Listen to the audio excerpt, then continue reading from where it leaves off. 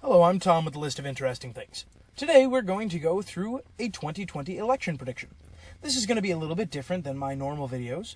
It's going to be a little bit more freeform, a little bit more easygoing, and a lot less rehearsed. There will be a lot of uhs and ums, but you'll be seeing me go through my thought process as we are walking through the map right in front of us.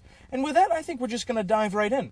I think that no one is going to argue with me too strongly as I start to categorize some of these states: California, Oregon, Washington, Hawaii, New Mexico, New York, and pretty much the entirety of the Northeast, with the exception of New Hampshire going blue, as well as Illinois. Chicago's pretty big. Then we're going to hop over to the safe Republican states, and again, I don't think that anyone's going to argue with me too strongly as I start to categorize some of these. There's really not all that much to talk about with most of them. These are all such strong Democratic and Republican states that it really can't end up mattering. You can start to have conversations about how Montana is technically likely Republican instead of safe Republican, or how Kansas and Missouri are technically, but I'm not really concerned about that.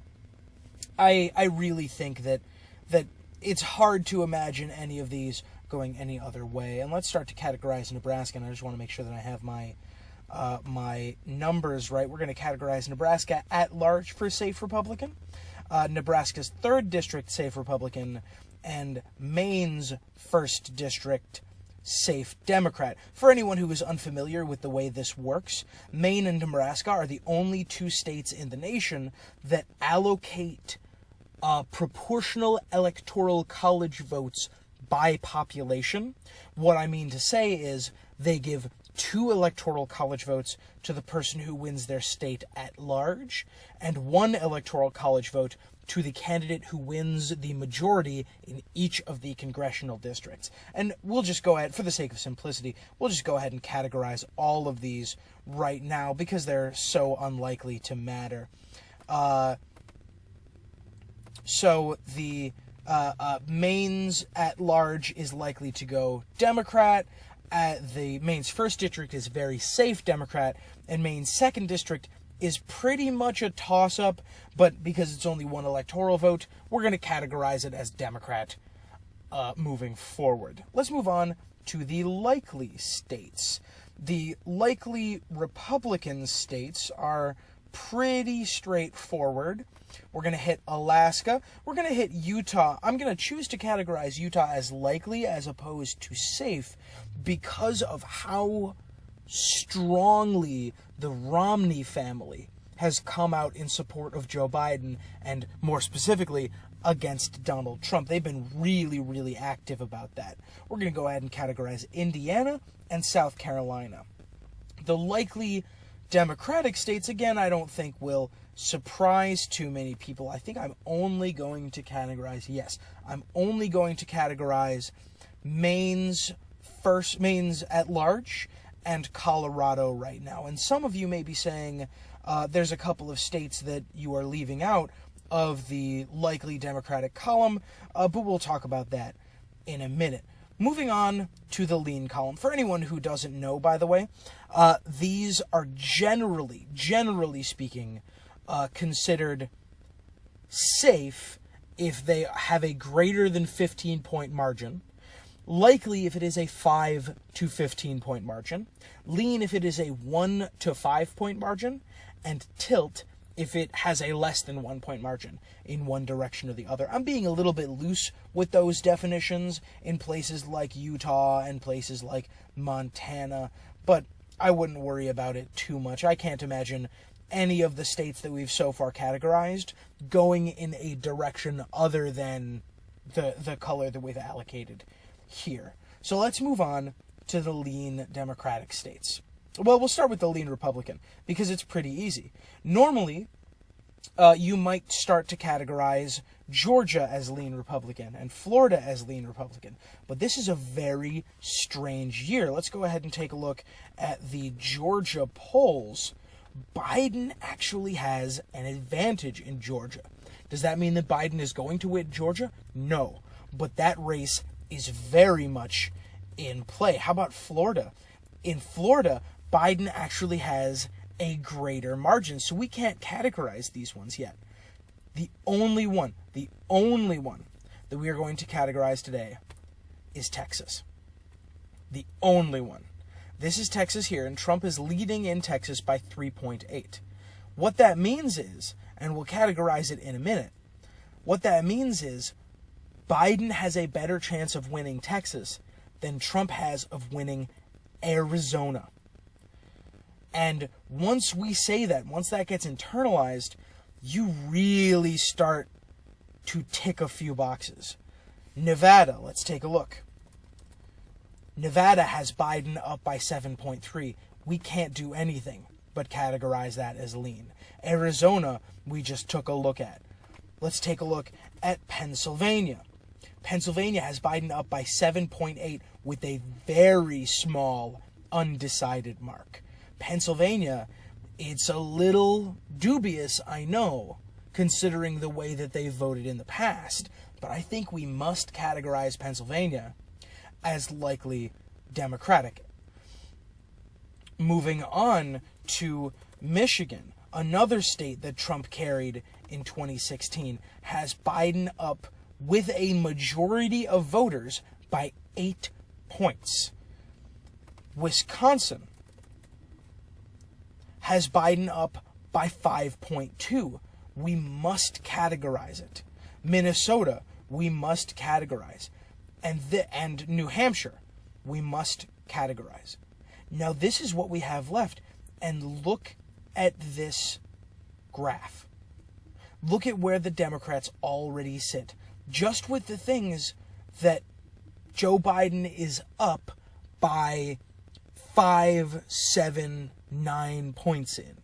Remember, in 2016, on Election Day, Hillary Clinton was only up by 3 to 4 points. Right now, nationally, Joe Biden is up by 10 points. And in some of these places were a dead heat on Election Day. The Rust Belt was a dead heat. Florida was a dead heat. North Carolina was a dead heat. But now we see that North Carolina has Biden up by 2.4. I'm not going to categorize that as lean. I'm going to categorize it as tilt. But it is definitely leaning in the Democratic column. Now Virginia, much like Texas, if you had told me in 2015 that Virginia would have a blue state legislature, a blue governor, blue Senate, and would be heavily favored, and I do mean heavily favored, in the 2020 race, Biden up by almost 10, I would have called you crazy. But that really is the way it pans out. In fact, some people are going to get a little uppity with me for not categorizing Virginia as likely. But I'm going to categorize it as lean, because if there's one thing that 2016 taught us, it's not to count your chickens. Now we have 4 states left. And look at the numbers. We have 4 states left. Georgia is in play. Remember, Georgia and Texas used to be Democratic strongholds. But let's look again at that Georgia polling situation. Biden up by 1.6. How about Florida? In Florida, Biden up by 5.2. I want you to look at Texas. Look at the way Texas is polling. Trump is up, but he's up by 3.8. That means that Joe Biden has a better chance of winning Texas right now if the election happened tomorrow. Biden has a better chance of winning Texas than Donald Trump has of winning Florida. This is madness. Biden has a better chance of winning Texas than Trump has of winning Arizona. Arizona, another historically red safe haven.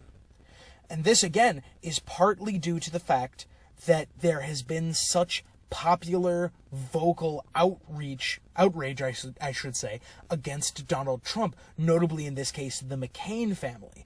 The McCain family has come out strongly against the president and strongly in support of Joe Biden.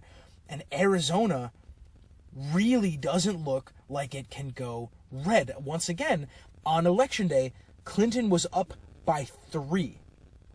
Right now, in Arizona, Biden's up by 5. The polls in 2016 ended up being off by about 1%. And that percent ended up mattering in places like Wisconsin and Michigan and Pennsylvania. But in Wisconsin and Michigan and Pennsylvania, the margin is not 1 point. It's not even 3 points. It's 8. And I think that the president knows this. I think that he knows what kind of hill he has to climb if he wants to come back to where he was in 2016. So this is going to be representative of my final election prediction. I say final, of my official election prediction. This is going to be the prediction that I will base my future predictions against, and will base the results against between now and Election Day. I am going to categorize these last 4. I'm going to say Florida tilts blue, and the rest tilt red. Final prediction, 335 to 203. 335 to 203. Remember those numbers. Now we're going to go through and we're going to talk about what the best case scenario is for each candidate. We're going to start with the Republicans because realistically, looking at this map, Donald Trump is in trouble. That doesn't mean that he can't win, and that doesn't mean that he won't win, but he is definitely in trouble. He needs some huge outpourings of support as soon as he can get them. And if he does get that outpouring of support, if he puts out a comprehensive COVID relief plan, or if he puts out a comprehensive healthcare plan and starts to swing some of those middle-of-the-road voters in Florida, if he pulls all of these middle-of-the-road voters in Florida, he does have a chance at victory. So let's see what would happen if he did that. If he managed to pull back really hard, he takes Florida, Georgia, and North Carolina. He takes Ohio and Iowa. And he can make a play for the Rust Belt, Wisconsin, Michigan, and Pennsylvania. And he can probably pull back Arizona too. And you start to notice that this looks a lot like the race in 2016. And this is possible, but quite unlikely, because he has to climb uphill in a bunch of states that are really tough for him to win.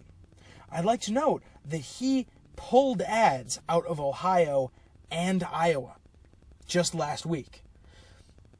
He has a long road to walk and a steep hill to climb if he wants to come back to these numbers. And he needs some really good things to happen in the next couple of weeks, especially now because due to the coronavirus, people have already started voting. Now let's talk about best case scenario for the Democratic Party. The Democrats naturally pull back Florida, North Carolina, Pennsylvania, Michigan, Wisconsin, and Arizona. And they can start making plays for Georgia, which, again, is quite close and currently favors Biden. I don't think it'll go that way, but it currently favors Biden. They can make a play for it if they have a really strong blue year. He can make plays for Ohio and Iowa. Let's take a look at those. Ohio has Biden favored, but it is a hard toss-up. I would never deign to make a prediction here more than tilt. I think that Trump will win Ohio, but will win it by thousands of votes, not tens of thousands. And if we take a look at Iowa, it's a similar story. Biden up, but he's up 47-46 with 7 undecided. It is a very close race in both of those states. So the Biden campaign could pull on both of those. It is also possible, if there is a true blue year, if Biden manages to churn up turnout, he could make a play for Texas. He can make a play for South Carolina, leading to this kind of margin, leading to Utah being lean Republican, Montana being lean Republican, Kansas and Missouri being lean Republican, the possibility of Indiana being the barest tilt Republican, hell, Louisiana being lean Republican, the possibility of the Democrats being able to make a play in Alaska. This is the kind of map that Donald Trump should be thinking about as he is making his final campaign plays in the next 3 to 4 weeks.